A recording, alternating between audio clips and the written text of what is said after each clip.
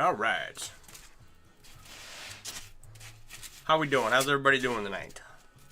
We are just getting started. I'm working on this enormous inlay. It's coming along. Been working on it way longer than I thought it would take me, but I'll just be glad when it's done. I am realizing now that I'm probably going to have to order some more rings for it in order to finish it. Fortunately, I can get black rings and the silver rings consistently. The green has been inconsistent throughout this entire project. This is all the yellow I have left for this project, so once that's gone, it's gone. But the black and the silver, I have this green here. This green does not match the green in this inlay, right? Like, not even close. So, if I can avoid using this, I will. Actually, we're just going to put this over here. I've got these 3 containers. Oh, you can't even see them. I've got these 3 containers left of rings to finish this project. And then if I run out, I'll order more black and silver rings and we'll adjust our design accordingly. So, as long as it's done, it's all that matters. I don't want to pour any more money into this project, but I do need it finished and put up on the wall. For anyone wondering what this is, it's a giant chainmail inlay using a weave called European 6-in-1. It just means that each ring has 6 rings going through it, except for the rings on the outer edge, of course. I'm using anodized aluminum to make this, so you can work with these rings all day, really, if you have the time. And it doesn't hurt your hands or anything. But give me a second here and I'll show you what we're working on. This, for anyone on X, Twitch, YouTube, or Facebook, is what we're working from. It says Finnegans Wake on it with some knotwork behind it. And for anyone over on TikTok, this is the image I worked from. I'm pretty much done with this. All the knotwork's done, all the lettering's done. I'm just finishing up the edges. I'll hold it up for you. Let me change my camera angle. I need like 4 more cameras. We'll get there. We'll get there. There was a time when I only used my webcam on my laptop. But this is the design. You can see it's backwards for you guys. It says Finnegans Wake on it. You can see all the knotwork and lettering's finished, and you can see the black edging on 3 of the corners. 1, 2, 3. Yeah, 3 of the corners have it going. So that's what we're working on. Sarah, how you doing? I'm glad you joined us, Sarah, tonight, because when you came in as your business, Copious Collections, the other night, and I said Rachel, because she has, I forget what the name of her business name. It starts with a C as well. And then it took me like 2 minutes to realize that it was you and not her. So I apologize for that mistake. Colette, thank you. It'd be done by now if I actually had any skill. I made every mistake you can on this inlay. And I am happy with how it now looks, right? I will put it up on my wall and be happy about it. It was originally going to go to Finnegans Wake, the bar, which is a bar I visited in Alexandria, Louisiana, several weekends. I was stationed at Fort Polk, and we'd drive to Alexandria to get away from the barracks, because when you live with the people that you work with for a year out in the desert, and then you come back home and you live with them in the barracks, you want to have a place to go. The key is I learned something. Yeah, it took me 20 years to learn something, but I have definitely... I will never do an inlay again without doing the proper prep work, right? Which is knowing how many rings of each color I'm going to need, choosing the right ring size, because I didn't with this, and having a design of your inlay, knowing where each ring is going to go, right? Which I didn't know how to do when I started this project. I didn't know I needed to. I had freehanded all my inlays up to that point, and I freehanded this one. Unless it's something like with straight lines and is straightforward, I'll do that, but anything else is, I'm going to go, you're getting so dang close? Yeah. Like, everything's done but the corners, the loops across the top, and the dags at the bottom. If I can include all of that, I think it'll look good. Put some black leather behind it. Put it up on the wall, because my wall is blue, and so where it'll hang, it'll have a blue background. I got some black leather that I bought for the Road King project, and I think I have enough to hang it up behind this inlay. We'll see. But yeah, I think I'm probably, I don't know, somewhere between 5,000 and 10,000 rings until it's finished. We'll see. Magenta RV, how you doing? Razmataz, how you doing?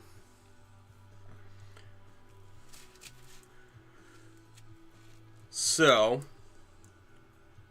a lot of work left to do, but it's all like minutia. It's all taking the inlay and turning it into something that can hang on a wall and look good. Project was bumped to next month. You're so annoyed. Yeah, no, that happened with, I was hoping to get the power supply for anodizing some titanium this month, and that got bumped until whenever.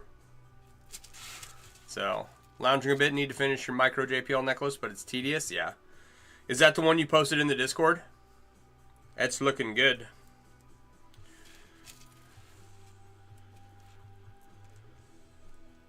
It's one of those projects that, well, with JPL, I don't know. JPL, you kind of have to pay attention to. Full Persian, Byzantine, half Persian 4-in-1 and 3-in-1, I suppose. Those are all kind of like, you learn a lot of muscle memory. These are just names of weaves that are chains. And you can kind of do those like absent-mindedly, right? You do them so much that you know what you're doing. You know it by feel. You know when you made a mistake pretty quickly. And JPL is not that way. Because if you're not paying close attention to JPL, you will screw it up. Or at least I will. What power supply am I getting, and why did it get bumped? It got bumped because of funding. I don't have the money for it. And the power supply I'm getting, I have not decided necessarily on one, but I can make a recommendation for you that has been recommended to me. I just don't have the name of it in front of me, but I do have it bookmarked, Sarah. I can get that to you if you remind me later. You disagree, but JPL at 3AR self-corrects and binds up when you mess up? If you can, yeah. If you can do JPL absent-mindedly and just weave and weave and weave, good for you, because I can't do that. And it's not that it's overly complex, it's I have to pay attention or else I screw it up. Whereas other weaves are not like that for me. And I suppose it's probably a different weave for each individual, you know. Rat, how you doing? The first was on a Saturday. Your benefits didn't come in because I forgot to mail your review for a year. Oh, no. That's no good. You'll remind me? Yeah, remind me. The one that Cinnabar uses, the one that Brackenmail uses, is the one that the setup that I've looked at. There are other power supplies out there, but I don't remember the name of it off the top of my head. And that whole setup is Like, a power supply is a power supply. That one just happens to be recommended by other chainmail artists. Flor de la Cantuda is one you can't carry on a conversation while you're weaving. Yeah. There's a, like, when I tried to make Moorish Rose is the name of a weave. It's a very, what I would consider to be an advanced weave. And weaves are different for different people, right? Sometimes people can look at a weave and it's complete gibberish to them, right? And it'll be like an easy weave, okay? But then they'll go and they'll look at something more complex and it's like they understand that. Whereas I can understand most fairly simple weaves. Moorish Rose is, I think, pretty advanced for most people, right? And it's just the name of a sheet weave. Like, it makes a sheet when you make it.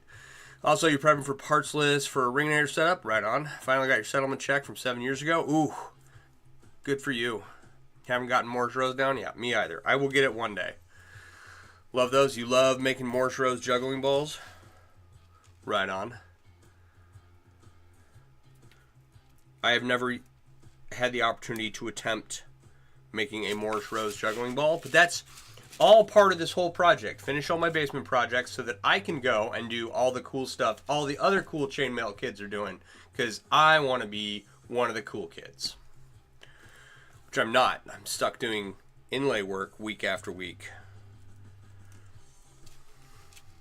Self-inflicted life decisions causing me grief. I could just throw this away. I can go do whatever I want, but I'm like, I gotta finish this. Oh, okay. Moorish Rose, multi-dimensional Persian connection, yeah. I can understand the concept of it. No, don't throw it away. You sent me a message about the rings you were going to send me. I will double check that, Rat. I don't remember receiving one, but I get a lot of notifications. So what platform did you send it on?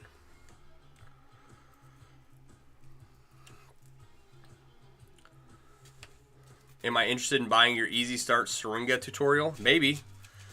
There are a lot of tutorials I would like to get once I'm done with all these basement projects.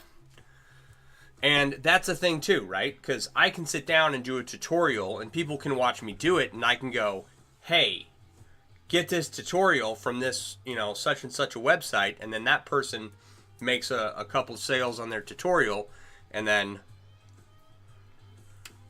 everybody lives happily ever after,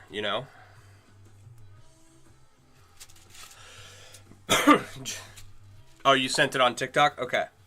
You're going to revitalize the Syringa weave? I've never heard of it, so that's awesome. That's a cool goal. That is a cool goal to have. Like, for example, okay, streamer goes by Cinnabar on Twitch. I haven't seen him Twitch in forever. Or I haven't seen him on Twitch in forever.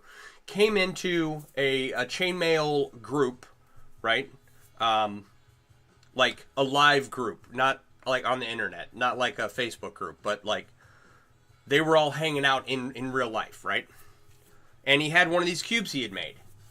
And everybody had known what Japanese 4-in-1 was. And everybody had seen like stuff from chainmailbasket.com. He's a guy who made like these cool baskets, but he also made these castles out of chainmail.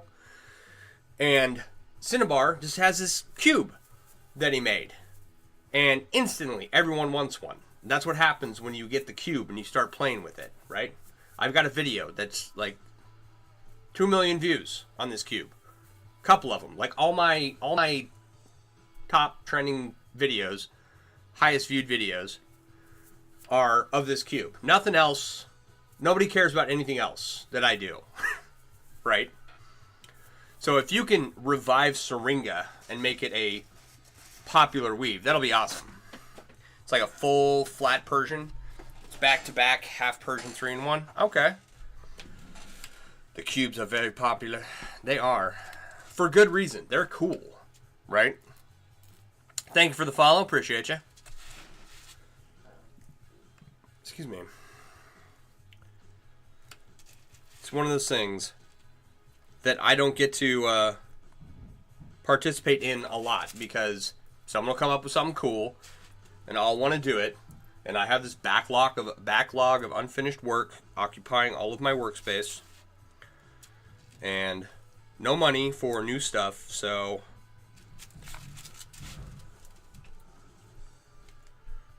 it is what it is. I will learn how to do all the cool stuff later.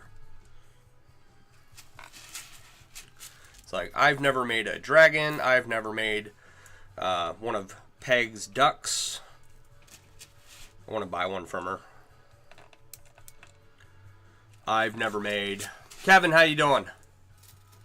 I'm doing okay. Yeah, weaving it without a tutorial is a nightmare. You dug into it until you found a simple starting shape and an easy weave method. Right on. This is already cool stuff. Yeah, okay. Granted, a lot of the stuff I've made is really cool. I happen to think my saddlebags are awesome. But, you know, there's tons of cool stuff out there. It's probably really impossible to keep up with all the cool stuff that people make, right? So, you want to make one of the TRL dragons? Maybe you need to pick smaller dragons. Maybe you need to pick smaller projects. Maybe I should probably do that, yeah. I would like to do one of the TRL dragons too. Or do small projects in between updates to the huge ones. Yeah. Well, I think once I get this, I've got 4 large projects right now. Everything else is small. I have the rings for 3 large projects right now. No, I take that back. That's 4. 5. 5 large projects, 4 of which all have rings that are ready to be woven together. One of them, 1.5 of them are old projects I need to finish. The other 2.5 or 3.5 are newer projects. So, yeah. We're just commit like Michael Bedell and make 50 by 50 cube for the next 3 years? Yeah. Nah, go big or go home. I think so too. I think, you know, that's one of the things I'm fortunately capable of doing is spending time on large projects. So they just, you know, they take their time. And the only reason this has taken as much time as it did is because of how poorly prepared I was to do this piece, right? Does that make sense? So, but it's all done. It's all ready to go. Just need to do the finishing touches and then move on to something else. Time to make a Euro 4-in-1 shower curtain with the sick inlay. Shower curtains are one of the things I've wanted to add to my website. I've got one of my printers in the US that I use for mailworks.com. If you're new, I design and sell chainmail themed apparel and accessories like hoodies and jerseys and coffee mugs and I don't know what else. Lots of stuff. There's lots of stuff on my website, right? One of the printers that I use that's in the US, so I like them very much because they're quick and shipping is quick and cheap. They've got like a whole bathroom setup you can make. So I'm going to do eventually, like, you know, design, make your bathroom all chainmail. And I have a bunch of bathrooms in this house. And so one of them is a full bath down here in the basement. And I think I'm going to get chainmail shower curtain, chainmail foot pad for stepping out of the shower, some towels, right? And just do all chainmail stuff. That'd be fun. There's a historical house in the UK that is protected by walls of Euro 4-in-1 to let it dry, but also keep the rain off. That is the Hell House. And that is the largest piece of chainmail that I am aware of. It's like 3 million rings or something. So that's an interesting one. you feel like a chainmail shower curtain would rust and break the shower curtain bar. It definitely could be heavy, but if you use like aluminum or something. Whereas, that's why I'm saying make a print chainmail shower curtain. It's a regular shower curtain with chainmail print on it and an inlay. It'll be fun. I'll get to it at some point. Those will be available in my store at some point. The scale is nuts. It's like 30 feet tall. Yeah, it's like 30 feet tall and all the way around a giant house. So the Hell House is a house that the stucco or plaster, whatever it was made of, is not in a good environment where it's at because it's very wet.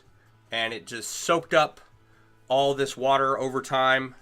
And so they built a roof over it and hung giant chainmail curtains off of it to keep the water from hitting the house, and the water hits the curtains and just rolls down the chainmail curtains, right? And it's called the Hell House. You can look it up online.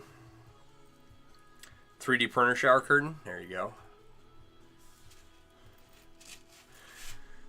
And as far as I know, it's the largest piece of chainmail that I'm aware of.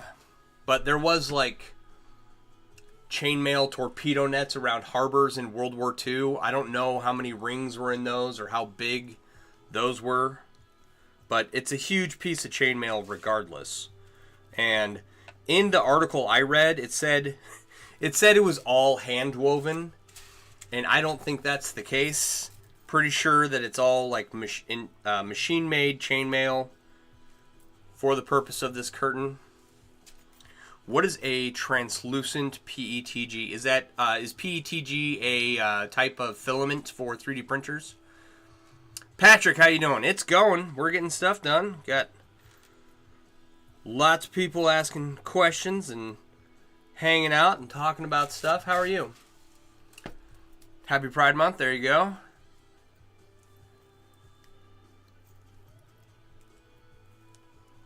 Okay, so it is a type of filament similar to plastic bottles. Okay, right on. I don't know anything about 3D printing. I've talked to a few people about it on here and, in various parts of the internet, but it's not something I can get right now or add. I don't have time for it. Maybe one day. This month has been pretty cursed for you so far. I'm sorry to hear that. Fiera Insect Taxidermy. How you doing? What's going on?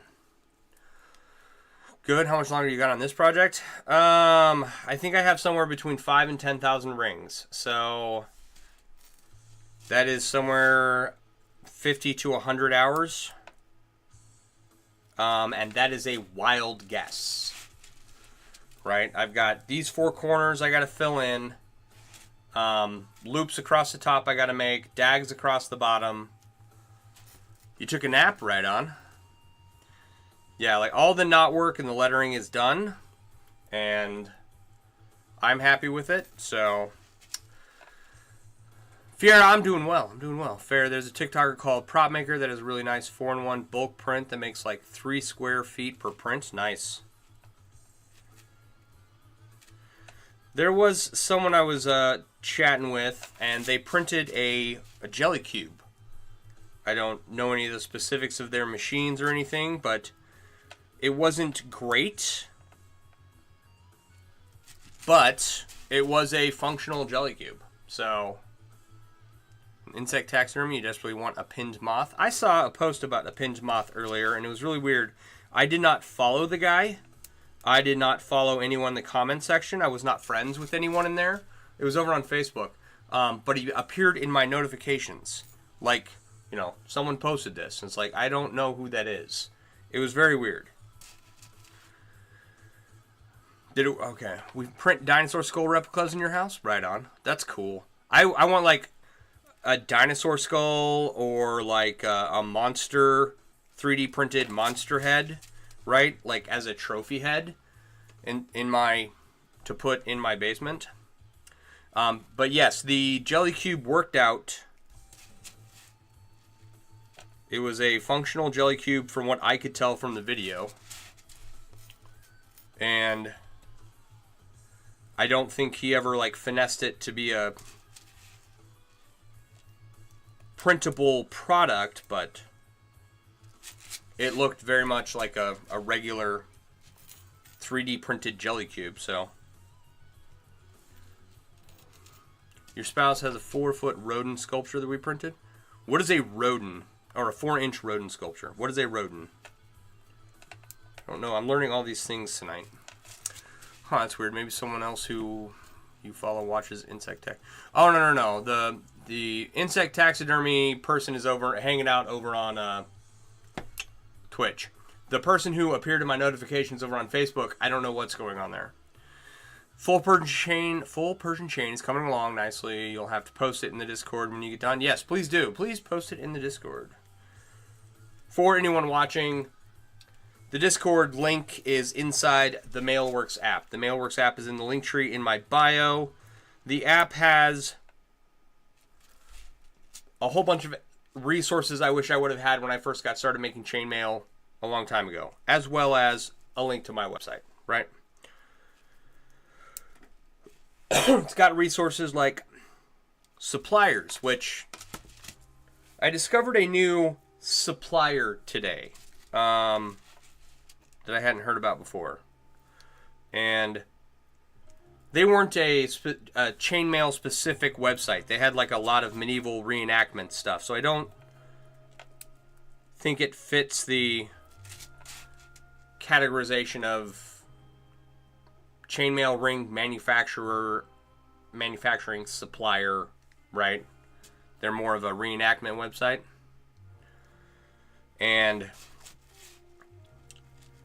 But it was, I know there are others out there. There's a whole bunch of suppliers listed in the Mailworks app, as well as where to find tutorials and tool recommendations and where other chainmail people hang out on the internet and stuff like that. Rodin is one of the great classical style sculptors. I did not know that. It's called Karate Did Fallen Under Her Stone. It's mentioned in a Heinlein book, and your wife is a big fan. Right on. The Thinker? No. Okay.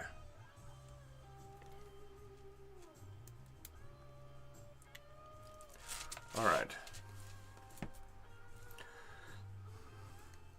Jeeb and Jammer, how you doing, buddy? I'm doing well. Doing well. Now Fierre's over on TikTok. Alright. What a night. What a night. So, about to finish up 3 of the 4 corners here. I'm going to go black, yellow. Black's going to be in between because everything on the inlay is outlined in black, right? I'm going to do stripes of black, stripes of yellow, black, silver, black, yellow, black, silver, right? Until I run out of yellow. And then the black and silver will finish out the edging and probably the dags and the loops across the top to hold it up. Get followed, yeah. Doing good. We applied for a different house. Right on. Right on. Glad to hear that's coming along. I don't ever want to go through that process of buying a house again. It's a pain trying to find a house. You love insects as long as they aren't on you. Right on. Bugs are cool. My favorite bugs are in A Bug's Life. I think is probably my favorite show about bugs. Ants was pretty good. So cartoon bugs are my, I don't know, I wouldn't call my favorite, but she's lovely. Can't believe I hadn't seen him before. Is this something I need to go look up? Rodin?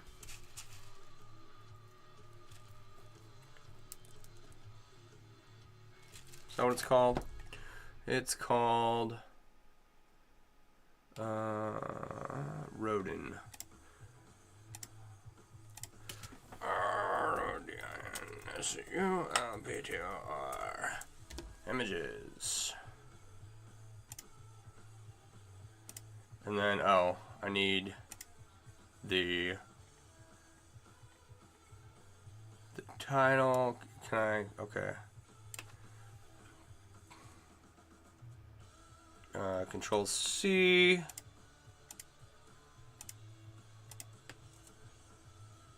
Control V.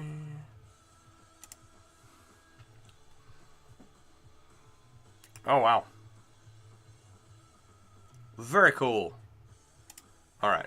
Sorry, got distracted. If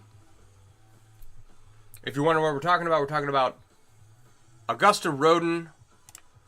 And the sculpture is called Caryatid Fallen Under Her Stone. Caryatid Fallen Under Her Stone. Bro went on a side quest.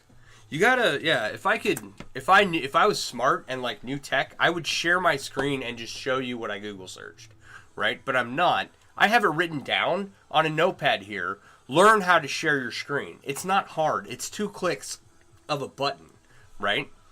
I'm not going to try and figure it out live. And I never remember or I don't ever look at my list, right?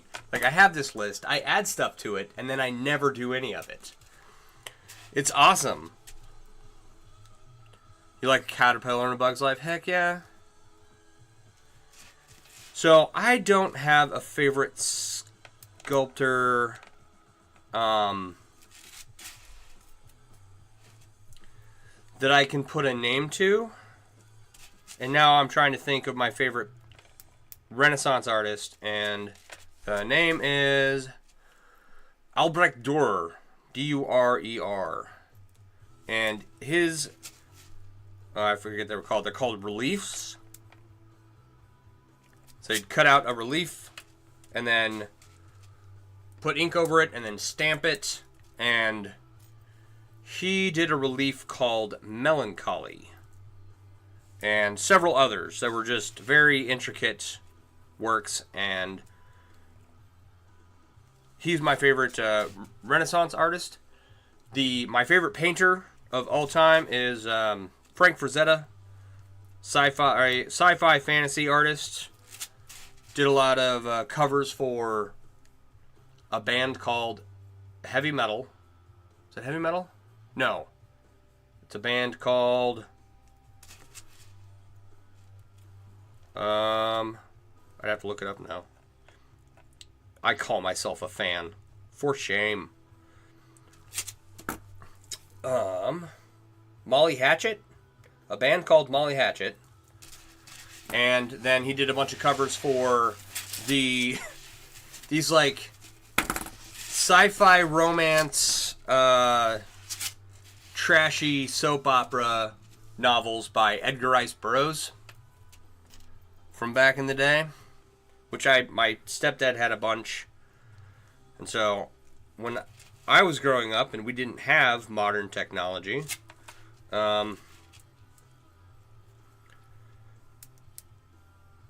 we got to read all the time. So I read all the Edgar Rice Burroughs novels that my stepdad had. And Frank Frazetta did a bunch of the covers. And I have 3 lithographics that I got for my birthday last year, up on my walls. I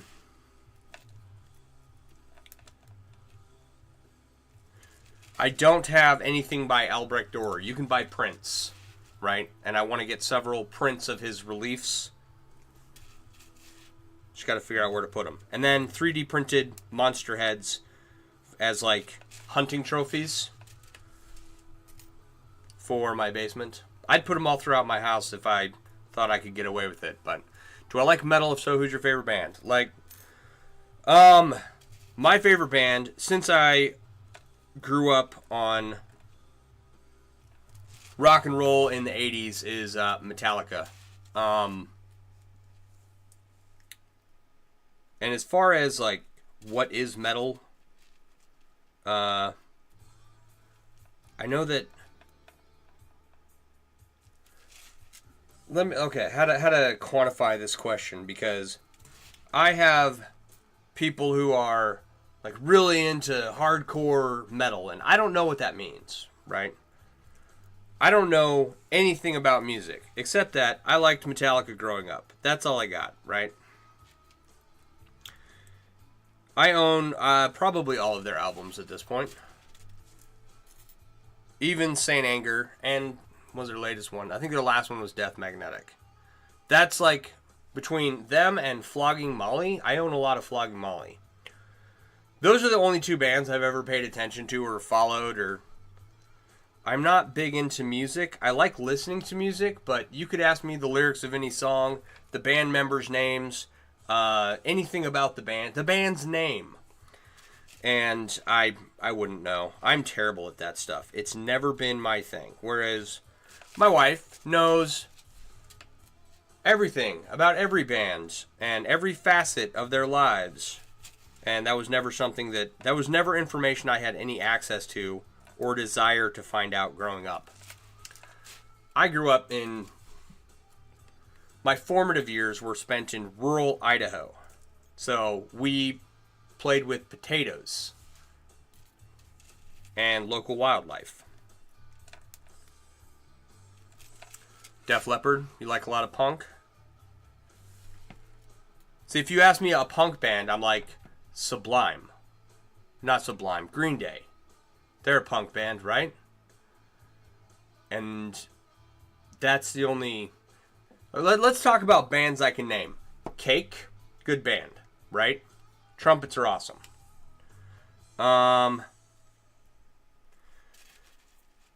Aerosmith, Metallica, of course, grew up with them.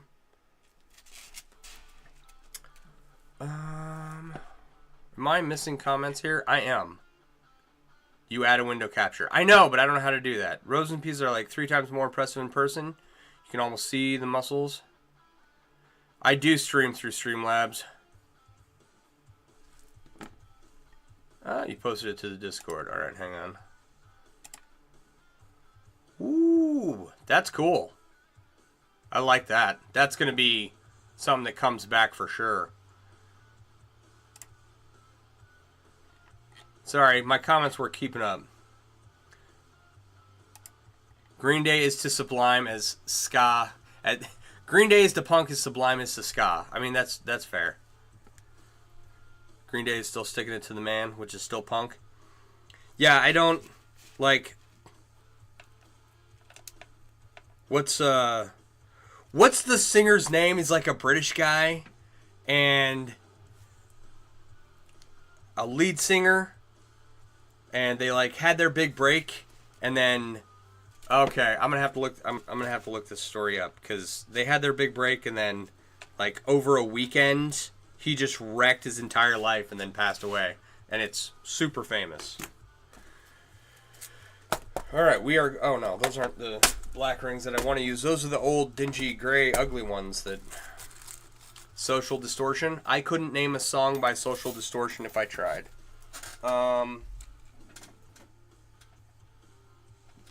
Dropped a ring. I've dropped hundreds of rings, so it doesn't really matter, but... So, yeah. Terrible with music. Okay? My dad had a vinyl record player growing up, and he had a couple classical music records, so... A lot of Beethoven, a lot of Mozart. My dad loved, what is the Disney movie, Fantasia. My dad loved Fantasia. Thought it was fantastic. Am I talking about Bon Scott of AC/DC dying in his car after choking on vomit? I'd have to look it up to be sure if that's the right story. The little containers are from, The Container Store, and they're awesome. Unfortunately, they don't carry these anymore. There's like a briefcase style. Actually, I can just grab it and show you.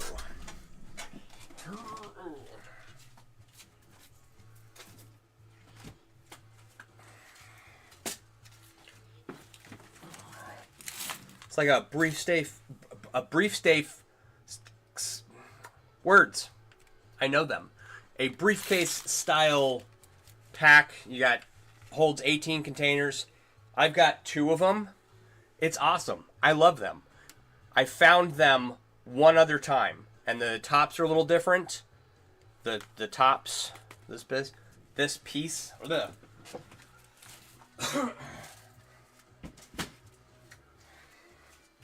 and the little containers are, they snap closed. They're awesome. But I went looking at the Container Store and got nowhere. Nothing else. Never saw them again. I should have bought the whole stack. Use tackle boxes, but that's really cool. Yeah, tackle boxes, that should work great, right? I think there's a Milwaukee box that is very similar. Milwaukee Tools. I don't know, though. There's a lot of famous British frontmen that died young. Yeah, that's where my information about music and the people that made the music, I just have no frame of reference. I just remember seeing this one video one time talking about it, and it was really quick.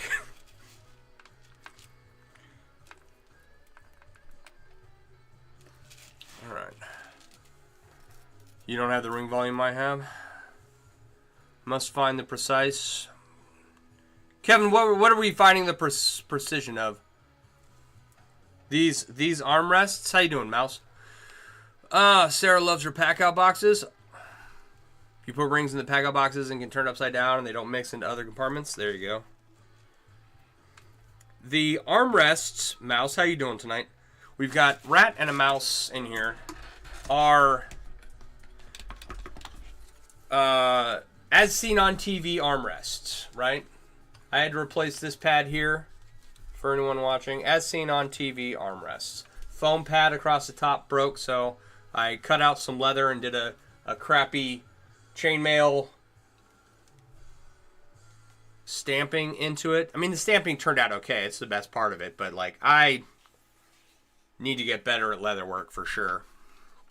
You're living the dream?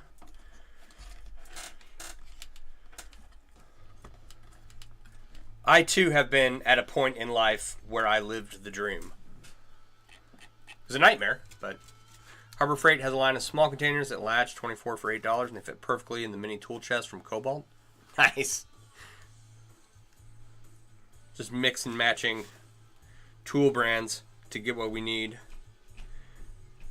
Yeah, if I could have, I would have, well, if I had thought in advance, if I had had any forethought into what I was doing, right? I was very young, and I didn't gain that skill or self-awareness until I was 30, and I already had those. So they were an opportunistic purchase, not a well-planned out purchase. You get all your containers from the Dollar Tree. There you go. Partner fit almost their entire bead collection, and nice. Yeah, if you get some nice containers and it holds all your stuff, heck yeah. It's like there's some wardrobe thing for crafters, and you fold it up and the doors come out, and then you open up the cabinets on the doors and it spreads out, so it's like 4 feet on either side of shelf space and storage space, and then you've got this desk that's like 4 feet wide in the middle with a mirror and lights built into it, and it's like a crafter's paradise wardrobe thing. I'll have to check Dollar Tree for some containers. I mean, half my containers are, what do you call these? The lunch meat company containers, right? It's like you finish the lunch meat, and then you got a perfectly good Tupperware container afterwards. That's a bunch of my containers. Hillshire Farms, go meat. Those cabinets are awesome. Your grandma has one. She lost the key. Oh, no. Yeah. I need... Okay, so the first step, like, I have tables. So all of my projects are up off the floor, and there's storage stuff underneath. And it looks much better, because I used to not have tables, and they all What was I saying? Fucking reboot. I used to not have tables, and all this crap was just laid out in a pile. So it was a mess. Now I have tables. I have some slight organization. Now what I need, finish these projects. Excuse me. I say finish these projects like that's going to happen anytime soon. It's going to take me the next minimum 6 months, probably 8, to finish all this stuff. But we'll get there. So finish all that stuff. I need some shelving. And I've got like designated workspaces for everything. I've got a leather station. I've got a welding station. I'm going to put the welder and the power supply for anodizing on a little cart, right? So if I have to move it around, I'd probably use long leads for those so I don't have to move them around. But that will be how those work. So my welding table will just be set up on a cart. You built something similar, but it was a rolling toolbox that folded up and out. Nice. That's cool. I need to do some outside projects. I have a fence post I have to replace. I have a table I have to make in my shed. So I have a vise out there, and I have some stuff I need a vise for, and so I have to mount the vise. And right now, all I have out there is a folding table. So, but we'll get to that. We will get to that. When I say we, by we I mean me. I've also got to touch up the paint on the outside of my house, pressure wash it. So pressure wash it, then touch up the paint, and just regular maintenance stuff. So, got a lot of stuff to do.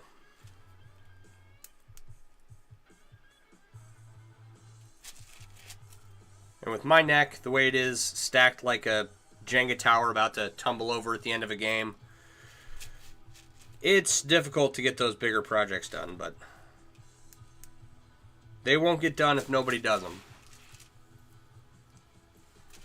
You know what I mean? What's wrong with my neck? I was pile driven onto essentially what was a basketball gym floor out in Iraq. And my vertebrae and discs, they don't... Can I make that sign on social media? My vertebrae and discs don't line up anymore. And so I have a chronic pinched nerve in the back of my right side of my head that goes down my arm. And to these two fingers that I have chronic numbness and tingling in and right... The worst part is like right down here under your arm by your elbow. That's the worst one. And then up your neck. Gives me migraines, and so when I get really stressed out from doing too much physical labor, I get laid out for like long periods of time. So I try to avoid that because it prevents me from going live on here. I only go live about an hour and a half a night. That's about all I can physically do. Because of that. If I do any more, right, I have a tendency to get a migraine and then I'm out for the next several hours. So that is what's wrong with my neck. I was training for the NCO of the Year award. In the military, you have what are competitive boards, and you go in front of a panel of senior enlisted, and they ask you a bunch of questions about random military knowledge. And when you go from junior enlisted is just like presentation and answering questions. When you get to the NCO level, you're doing vehicle maintenance, land nav, weapons, qualifications, right? All of that counts into who's the best NCO, right? And So I was doing one. I was training for it. They also, the boards at, when you're an E5 or above, would have combatives, right? So I was training for combatives, right? And I was working on arm control with my NCO who was training me. And all of a sudden, he pivots, drops down, grabs me by the waist, and pile drives me off the mat onto a surface as hard as this desktop, right? And I got back up. I stumbled for a little bit. I thought I was okay. Tried to keep going. And then I fell over, and I was taken to the hospital. I had a mild concussion, and my neck was no longer in alignment. So that took me out for like a week, that initial injury. And then later on, I would have the chronic issues began shortly after it ended my military career. If you'd like some help, you can help. Was crippled for years, and the things you learned helped you. I mean, I have talked with several people about what's going on with me. The solution I've been given is medication or surgery at this point. And so I've opted for the medication route because my healthcare is provided by the VA. And I will be the last person on earth to let the VA cut on me. So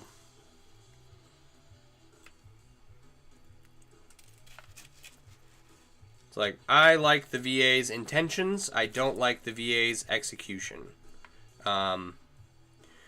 Most of the people that I've dealt with are pretty okay. I have had some issues, but the reality is that there are a lot of people who work at the VA who despise the fact that your healthcare is provided there, you know, despite the fact that they wouldn't have a job if you weren't injured.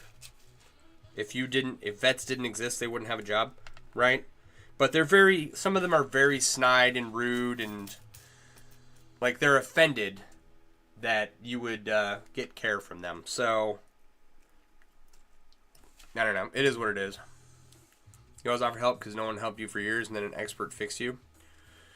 Right on.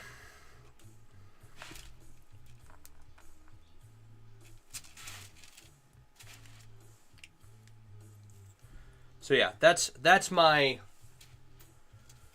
like, I was shot at multiple times while I was deployed, but never anything too close. Close enough to hit me anyway. So, like, yeah, I got hurt while I was in Iraq, but it really wasn't like, there was no enemy involved. I was injured while I was in the military. That's, you know, and it just also happened to be in Iraq. A lot of times I'll be like, yeah, I was injured while I was out in Iraq, and people are like, oh, you know, what happened? It's like, nothing serious, to be honest. Situationally serious. Something seriously happened to me. All right, did you get shot at in Florida when you were a kid? Yeah. That's not good. All right, so what are we making? We are making... All right, let me show you what I'm working off of here. This is the design of what I'm working off of, right? It's Celtic knotwork that in the background with Finnegans wake across the front. For anyone on any of the other platforms, that's what it looks like. This is what I freehanded this design off of. And all the lettering and knotwork are done, and now I'm just doing the edge work. I only had so many of this color green, so I had to use it as judiciously as possible, right? But this is the inlay. You can see all the lettering and the knotwork is done, and we're going to do some stripes in the corners, right? And the bottom left-hand corner that you're looking at right here is just a little larger than the others because I ran out of... I mean, it was totally a design choice. I I didn't actually run out of rings. I intended it to be... I'm just kidding. It was totally a I ran out of rings situation, so... Still haven't gotten permission to hook up Streamlabs to TikTok yet? No, I have. Here's the... Okay, I see what you're asking. Okay. So, I haven't gone looking in a bit. So, I've just been doing it this way. Because after I surpassed 10,000 followers, I went in, I checked for a stream key and everything, and then...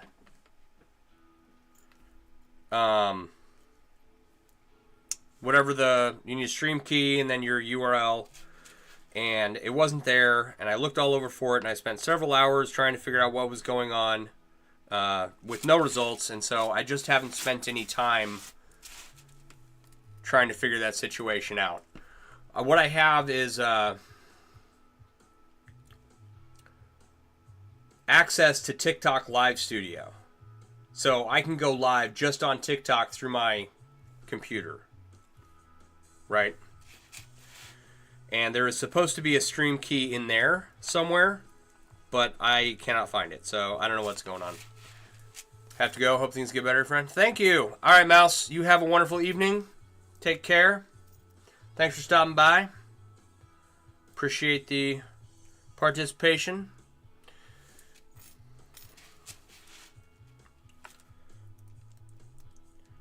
So that is the situation with TikTok. I would love to have it so that I am looking at one comment section. Because I've got one camera over here for TikTok, another camera in front of me, another camera overhead, and two comment sections. But then I have on my regular live stream on all the other platforms, I have a comment section over my head, right? And sometimes they don't show up in the comments, don't show up in the multi-stream section. They only show up in the comment box above my head. And so I'm constantly looking back and forth trying to figure out where everything's at. It's fun. It's fun. I would love to have it, as just one comment section, but it is what it is. It works for now. It's much better than... I used to just use the webcam on my laptop and pull my laptop screen down so that people could see my hands and what I was working on. That's how I started out. So we've come a long way. Just realized, is the flag round? I thought it would be a rectangle. It will be a rectangle. I'm filling in the corners right now. So we're going to do a black stripe, yellow stripe, black stripe, silver stripe, black stripe, yellow, until we run out of yellow. Then it will just be black and silver the rest of the way.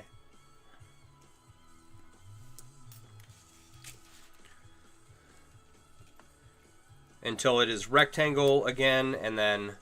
See, that was the issue, is I had to...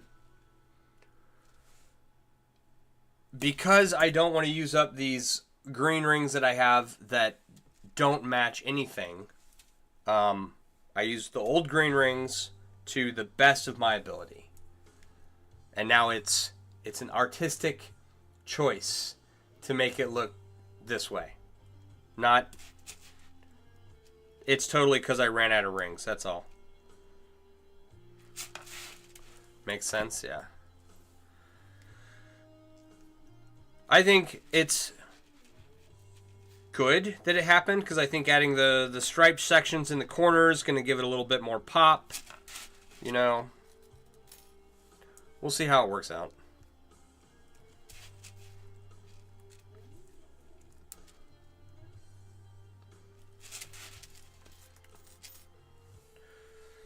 But yeah.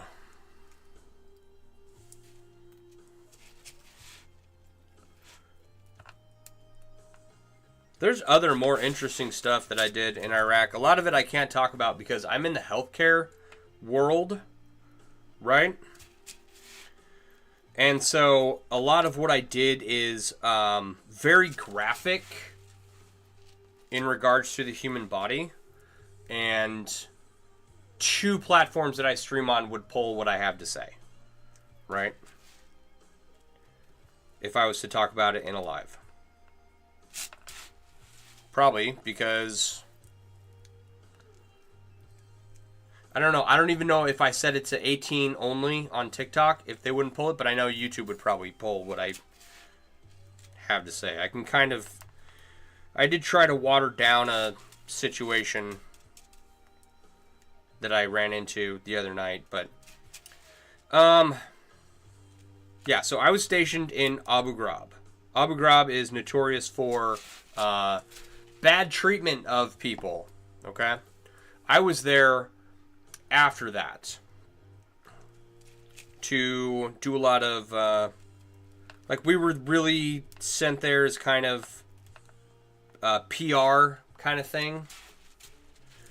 But it was closed down shortly after, and then I believe there was just the hospital that was set up in Baghdad and the detainment center down in southern Iraq at Camp Bucca left, right? There's a hospital there, there's a hospital in Baghdad.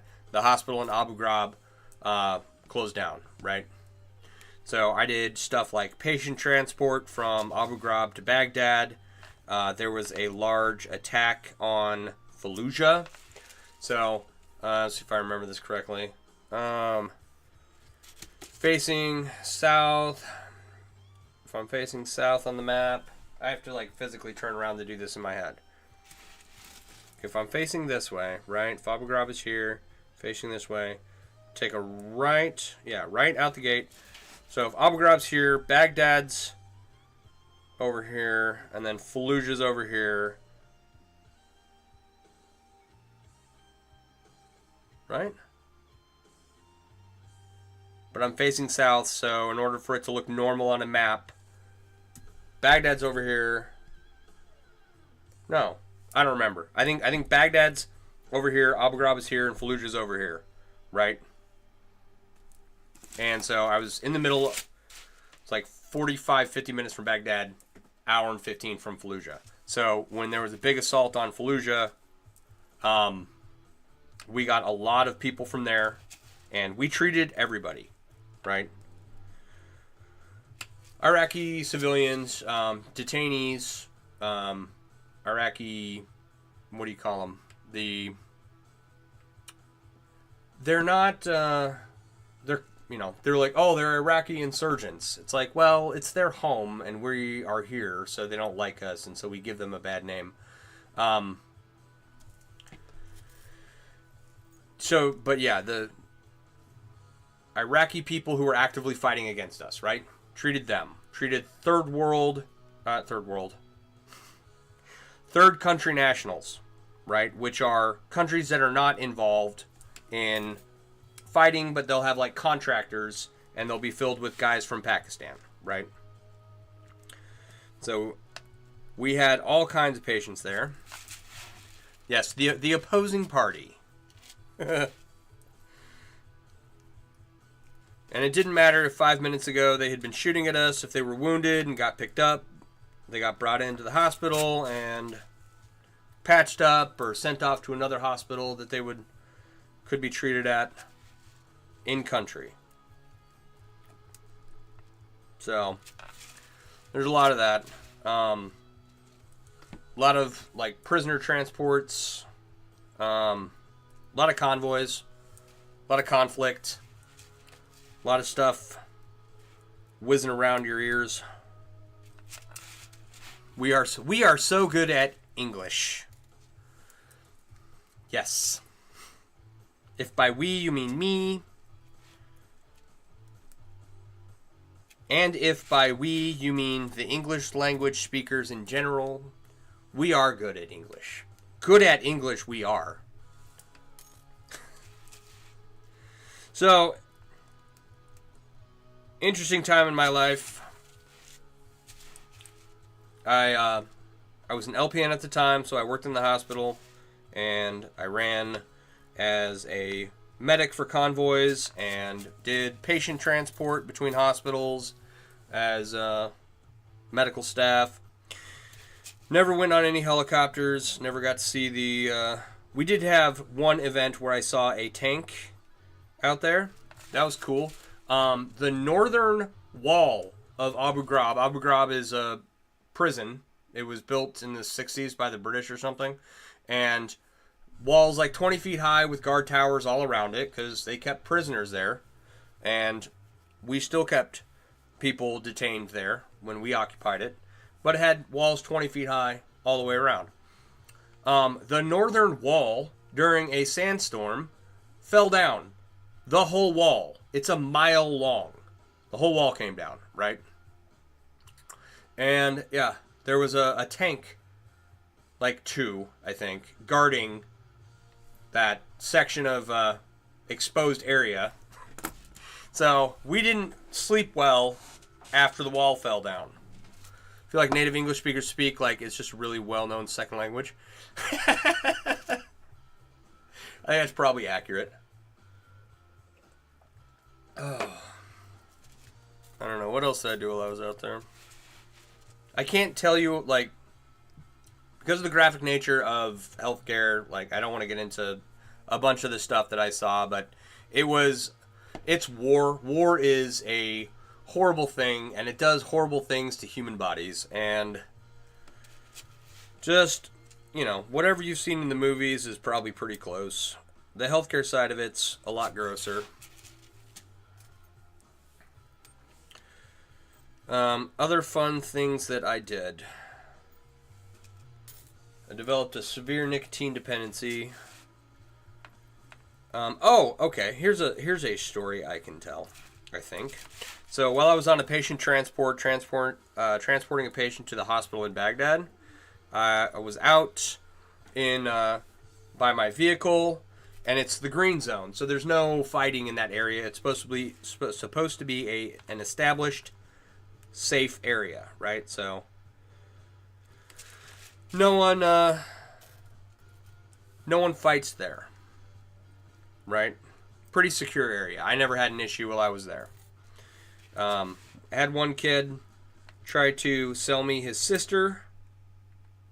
Then he tried to sell me scandalous magazines. And you don't know if you're going to keep using TikTok. Chat doesn't work right. Your friend Muhammad told me they just build whole buildings on top of the sand, and eventually the sand erodes away, so they fall apart. They'll just vacate the dwellings and build a new one somewhere else. Yeah, I mean, that probably sounds right. Alright, hang on. So, kid tried to sell me his sister, tried to sell me scandalous magazines, and then he offered, he just wanted to make some money. So he's like, what else can I do for you? I was like, you know, do you have any booze? And he's like, no, but I can get some. I was like, okay. How much? He's like, $20. So I gave him a 20, and he comes back from a Chinese restaurant, like across the way, and he brings back 2 bottles of Jack Daniels. I was like, right on. So I hid those in my bag, and I would never violate any rules ever. I am a good soldier, but those bottles of Jack Daniels were gone in a short period of time. So I don't recommend drinking in a war zone. It's not the worst thing you can do, but you know, it's not wise. So yeah, the wall falling down. The portion of the wall that fell down. So Abu Ghraib was built by the British. Did I say that already? And at some point, the northern wall had been damaged before, and the Iraqis had it repaired, or had it contracted to be repaired by not British people, right? So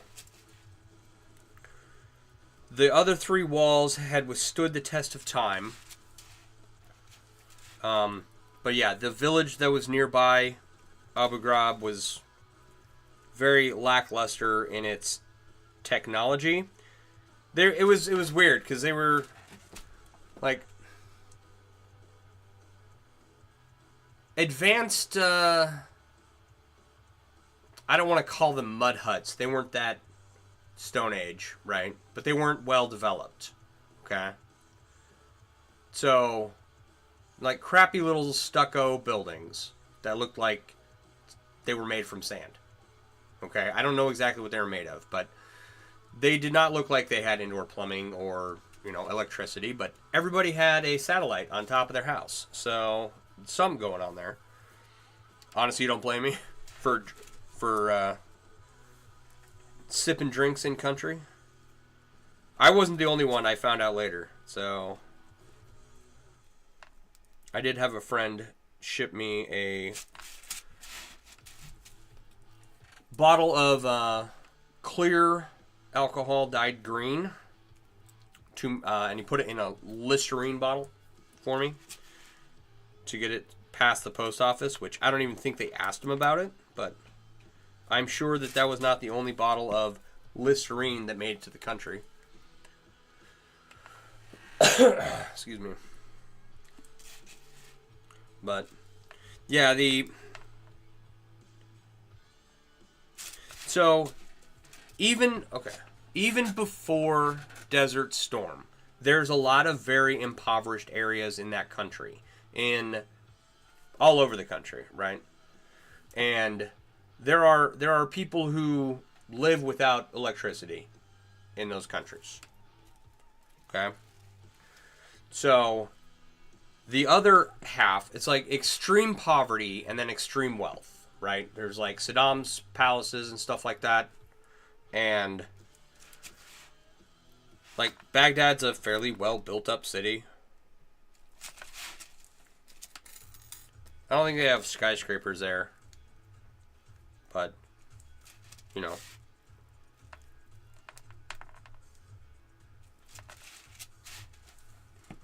it's not as nice as Qatar was, where we went at in Qatar. They had like vending machines where you can buy gold. So, that was fun.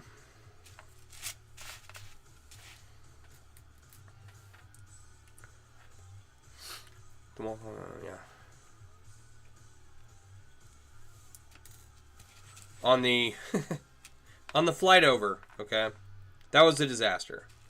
So, we get ready to go at Fort Polk. Then we all get loaded onto buses. Then we get to Alexandria. There's an airport there with an international jet waiting for us. We all get on the jet. And we sit. And we wait. And we sit and wait. Because one of their checks didn't get checked. Something was wrong, right? So we're waiting and waiting and waiting.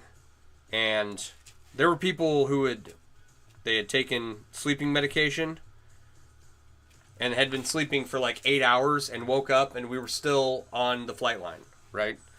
So they get us off the line. They put us up in a hotel in Alexandria.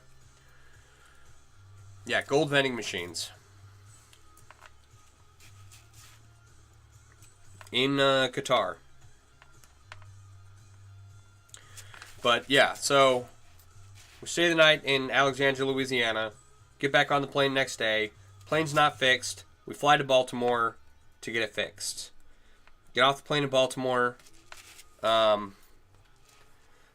We had weapons on us, right? Like firearms, and blades and knives and, stuff that we were gonna need while we were deployed. That you would never, ever be able to take on a plane. So, the TSA was not happy with us when we all had all of those weapons. What did we have to do? Like, no one had any ammo or anything, but we all had to take out the bulk carrier group of the M16 that we had, which are not like regular AR-15s.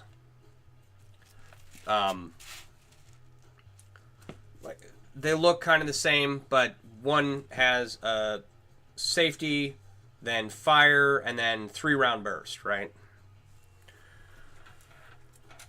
Whereas your regular like AR-15 just has safety and then fire, where you only fire 1 round at a time. So we had to get off the plane with those. And then when we got back on, they were like, okay, you can take them back on the plane, but you have to take out the bulk carrier group. It's So we just took them out and then got on the plane and then put them back in. It was really dumb. Can imagine TSA telling all of you to check your service weapon. Yeah, exactly. So then the plane has been fixed in Baltimore, whatever that means. And we fly from Baltimore to, where'd we go? Rhein-Main, Germany? Is that where we went? I don't remember. Yeah, Rhein-Main, Germany. And during our flight across the Pacific from Baltimore to Germany, the plane broke again, right? And we heard that one of the engines started fire. That's what everybody was talking about. And when we get to Rhein-Main, everybody calls home, like, oh my gosh, the plane's broken, started to fire. We were stuck in Rhein-Main, Germany for 2 days.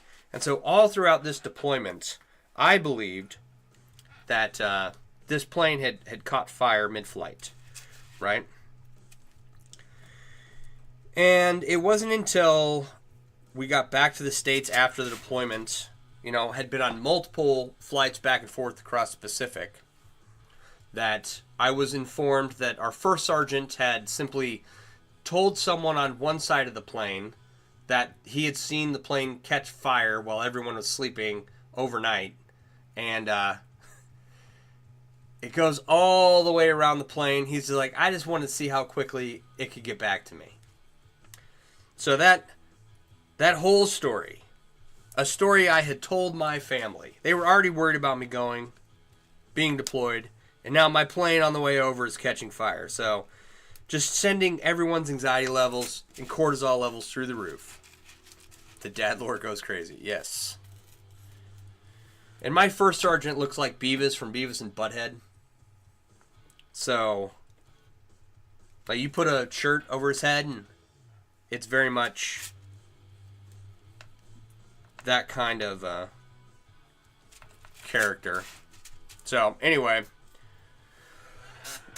I thought that was hilarious. I've never been like a person that is clever enough to think about something like that. But we eventually left Rhein-Main. We flew into Turkey, and then we landed in Kuwait, and then we got off the plane in Kuwait, and we're there a week, and then half the unit drove up from Kuwait to Abu Ghraib, and the other half flew in. We're bussed in, all kinds of stuff. So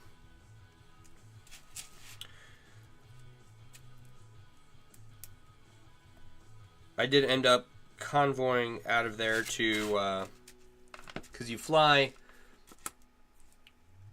how did we get there? So we got into Kuwait, half the unit drove up, the other half were flown into Baghdad and driven over to Abu Ghraib. That's how we got there. So I did convoy to Baghdad on the way out. I was not going to take a chopper. There was too much. There's something called operational security. Operational security is when you want to keep a secret so the enemy doesn't know, or, the office person who you don't like in your office doesn't know that you're going to make some kind of move, that you're going to do something, right? So you don't want the enemy to know when your movements are. But our operational security was broken like immediately the instant they announced the date we were leaving. And so me, in my paranoia, having watched everything that had gone on around Iraq during the year I was there, like, there was an RPG that was unexploded outside of our barracks, right? We were mortared maybe not thousands, but hundreds of times, right? There were more than one attack on Abu Ghraib itself, for outside people trying to overtake the facility. Okay, so there's a lot of anxiety built up by the time you leave the country. So much so that that's the stuff that affects you long term, like causes your PTSD and anxiety issues, and makes you want to eat a Xanax candy bar and all that stuff, right? So I was quite paranoid. I did not want to take a chopper out to Baghdad. I was like, I had been convoying multiple times that year, and I was like, I'm comfortable with that. I know what to do if something goes wrong. If I get blown out of the sky, there's nothing I can do, right? So I took a convoy out of Baghdad. 45 minutes later, we're waiting at the airport for hours, get on a C-130 and take off that night and get out of there in June of 2005.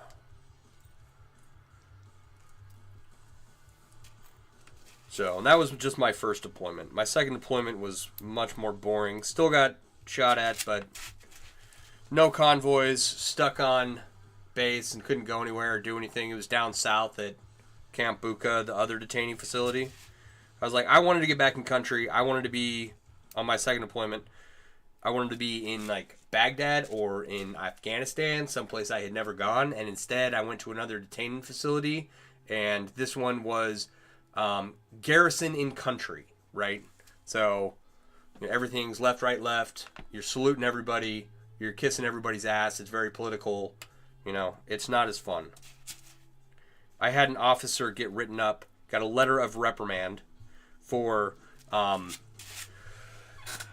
scandalous magazines that he had in one of his drawers that he got caught with in a room inspection. This was a captain that they gave a letter of reprimand to for it. And he printed out the letter and put it on a shirt, like a brown undershirt that we wear in the military, and wore that out of country. So that's how stupid it was. So I didn't enjoy my second deployment. And after that, after I was injured on my second deployment, I got out of the military a few years later, went to college, got my RN degree, worked as an RN for a decade, and then now I'm here. So, ta-da! I hope you enjoyed that story, because I'm usually really bad at telling stories about myself or anything in general. There's no, natural segue for me to get into it. Or talk about the things involved, Especially on a platform where I'm restricted by a lot of what I can say. Dad never talks about his military stuff. All I know is he's in the Marines and then the Air Force. Right on. A 10-10 storytelling. Oh, thank you. Live restricted for some reason. Live restricted for some audiences. There it is. Live restricted for some audiences. Saw it coming. Yeah, so anyway, that's... I don't know what I did, but...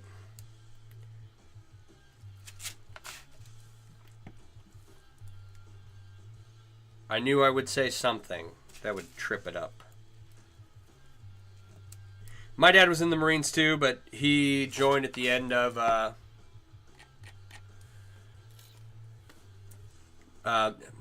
Vietnam ended before he was ever sent over there, so he was never deployed anywhere. And then by the time he made rank, he was like, guess TikTok didn't like the Iraq stories. Yeah, I don't believe that it does, right? And I don't know what keywords TikTok monitors for. Pretty sure YouTube is probably okay with most of everything I just said. Obviously TikTok's not for some reason, so I don't know. All that came from you talking about your neck. Yeah, right? Started watching when you had this half done. You made it so far. Yeah, we're getting somewhere. How you doing, Bree? Finishing up the corners, doing the finishing touches on everything.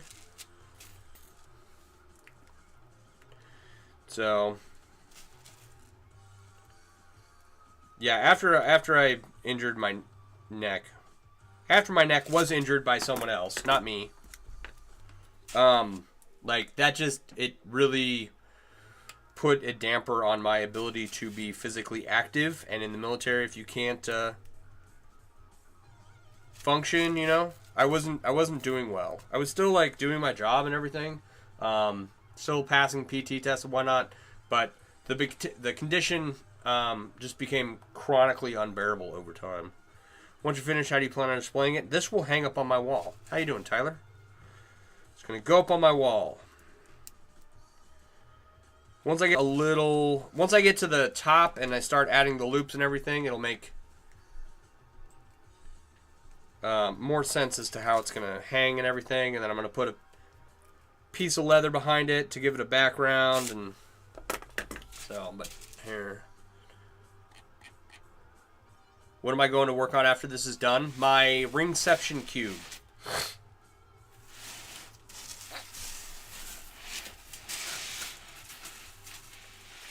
So like all of the lettering and all the knot work is done. Oh, sorry, fam.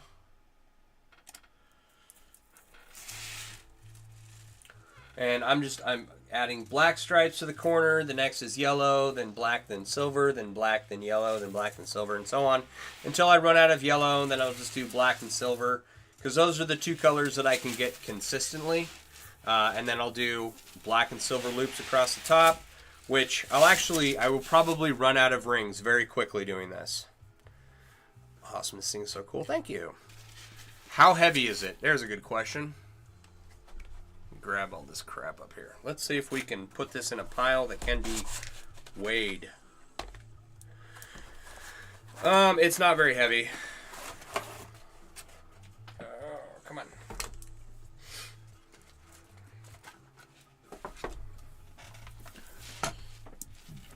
Before I do that, let's kind of roll this into a ball.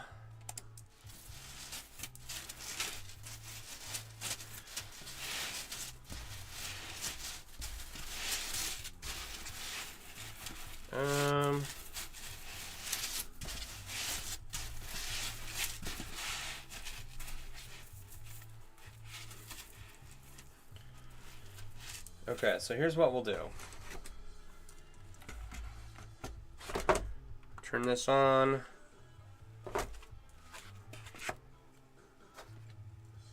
Zero it. Too much stuff on my desk. Put this box on. Alright. That's our new 0. Oh. Alright, it's 3 pounds, 13.8 ounces.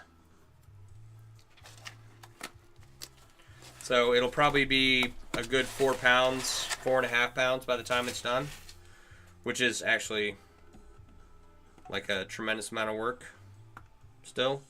Another pound of rings. You got booted out of the account. That's because I was talking about... Yeah, we got a warning that the live was restricted for certain audiences all of a sudden. So, I don't know what I said exactly, but that's typically why I don't talk about my deployments and stuff. I try to keep it as clean as possible, but like I don't want to be live restricted or anything. And all right. Oh, that's way lighter than you thought it would be? Yeah. It's aluminum, so... That's, you know, if it was steel or something, it would be 2.5 times heavier than that. It'd weigh 12 some odd pounds or whatever. But yeah, Rat, we got, wasn't anything you did. It was me talking about Iraq. So, all right, for anyone hanging out, it is 10 o'clock.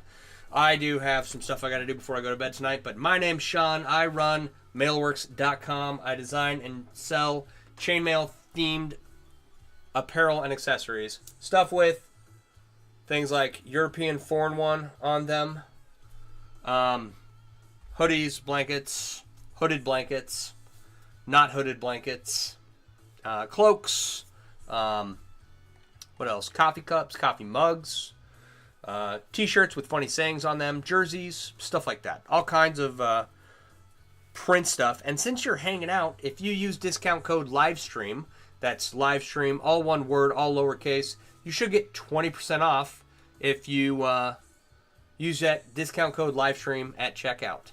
So that is for people who make it through the live stream, and I appreciate you being here. If you want to go and get something, get 20% off, just use discount code LIVESTREAM. I'm usually here 8:30 to 10 most nights of the week. Sean's great. Follow him. Yeah, thanks. I appreciate that. 8:30 to 10 most nights of the week, Central Standard Time. I try to be here. I do sometimes have family stuff to do like I did this weekend. And sometimes my neck doesn't let me do stuff, so it is what it is. I try to be here as much as I can. If you are interested in learning about how to go about making chainmail, a great place to get started is the Mailworks app. The Mailworks app is available in my link tree in my bio over on TikTok and at the top of my website, mailworks.com. If you download the app, you'll get access to all the resources I wish I would have had when I first started making chainmail 28 years ago. Yes, I'm really that old. Resources like where to find suppliers, where to find tutorials, where to find where other chainmail artists are at, tool recommendations, all kinds of fun stuff. There's also a link to my store, which you can use discount code LIVESTREAM to get 20% off anything purchased whenever. That code won't go away as long as I'm live streaming. I don't know what else. I don't know. I do appreciate everyone hanging out. It does mean a lot to me that we're all just chilling here, working on stuff.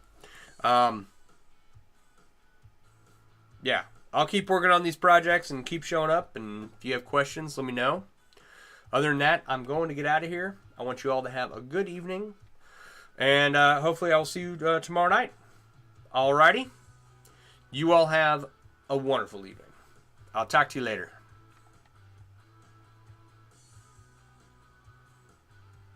Bye. There we go. Alright.